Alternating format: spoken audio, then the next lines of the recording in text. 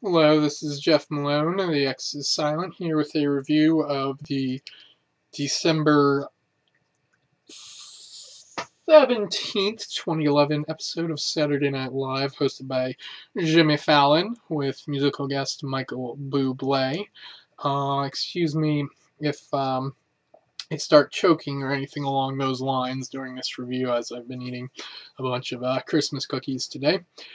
Alright, the opening sketch was featured the Boston Teens, in return of those characters, Sully and Denise, as played by Jimmy Fallon, and Rachel Dratch also stopped by to reprise her role. And the moment that I oddly initially forgot about in the few hours and next day after this episode was the boob grab on Amy Poehler, who also stopped by for a cameo this episode.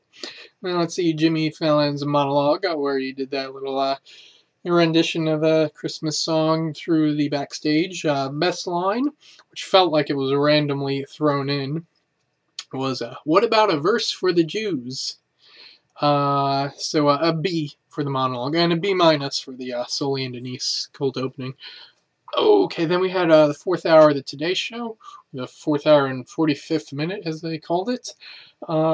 Anyway, best joke series, that was fake, like your boyfriend. No, it was an electronic device, like your boyfriend. B minus. Okay, and then we had a commercial for the album Michael Bublé Christmas Duets. The top 3 impressions from that sketch were: number 3, Jimmy as Sting; number 2, Nassim as MIA; and number 1, Fred as Tom York. Gets a B. And, yeah. Okay, Jimmy Fallon talking to his reflection in the mirror in his dressing room, which seemed to be going for the same sort of magic that they had when Jimmy did this with Mick Jagger, like 10 years ago or so. It would have helped if Andy's impression were actually good, although that it may have been purposely bad. But anyway, you gotta give it a C+ for that sketch. And then we had the 1920s holiday party, the return of Kristen Wiig's Don't Make Me Sing character. And this time she was joined by Jimmy Fallon's Don't Make Me Dance character. And it was pretty funny for a bad sketch. So B minus. And let's see, we had the commercial for Half Jewish, Half Italian, Completely Neurotic, starring Tommy Palmisi, as played by Fred Armisen, of course. And the most pointed quote was, "The whole thing just stressed me out from beginning to end." So that gets a B. And then, of course, we had Jimmy Fallon returning to host Christmas episode.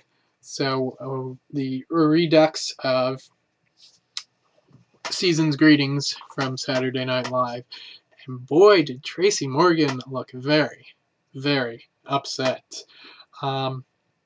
Apparently, if you've read Tracy's book, I Am the New Black, you'd know that there's some bad blood between him and Chris Kattan, so that seemed to be at play there. But anyway, it was entertaining, as usual. B+. And Michael Bublé's first performance of the night, he was brought on to sing some Christmas songs for this episode. So he did Holly Jolly Christmas, and that performance was very clean and very quick, so I give it a B.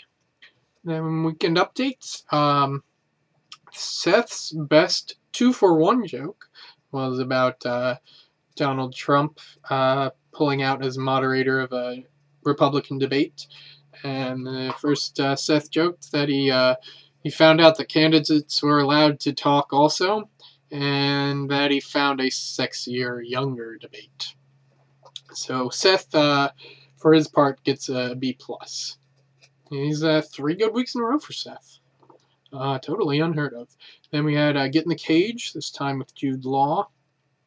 And the criterion for a Nick Cage movie, as we learned from this segment, is it exists.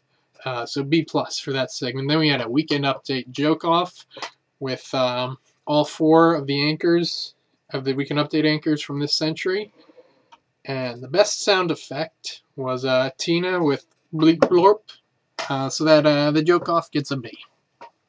Then Beethoven's orchestra. Jimmy as Beethoven, introducing all the members of his crew. And I gotta say, I was most amused by the appearance of Triangle Sally. So Beethoven's orchestra gets a B from me. And then we had the War Horse sketch, and the best line in that one was, "You're not just a war horse, you're a friend horse." B minus. And Michael Bublé's second performance of the night, Have Yourself a Merry Little Christmas. I don't think this performance was dark enough. I give it a B minus.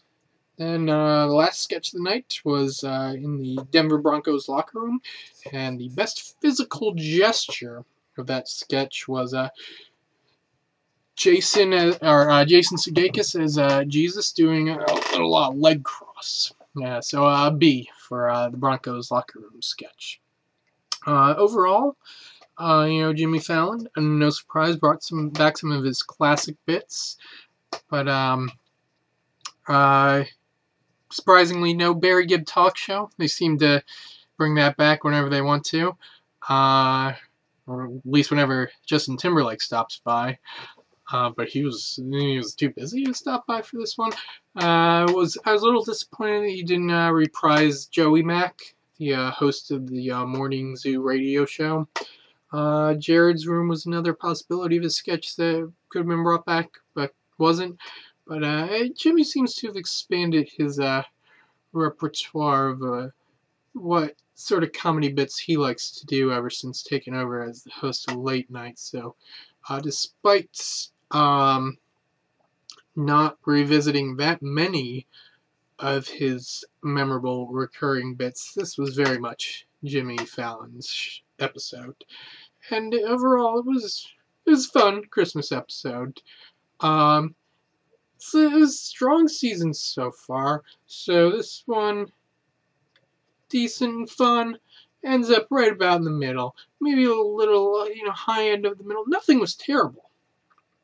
But I'm looking at it like some of the stuff I graded more harshly. I could have been more lenient. Some of the stuff I graded, I gave a good grade to. I could have graded more harshly. So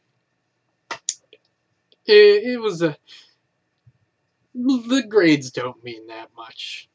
But anyway, so that wraps up SNL for calendar year 2011. The season will continue with the first show in 2012 on January 7th. For the second time in 3 years, the first show of a calendar year will be hosted by Charles Barkley, none other than Sir Charles, appearing for his third time. And also appearing for her third time will be musical guest Kelly Clarkson. So I'll see you in 3 weeks. In the meantime, check out the blog, jmunney.wordpress.com. There'll be a lot of great features for the end of the year business. And yeah, that's all there is right now.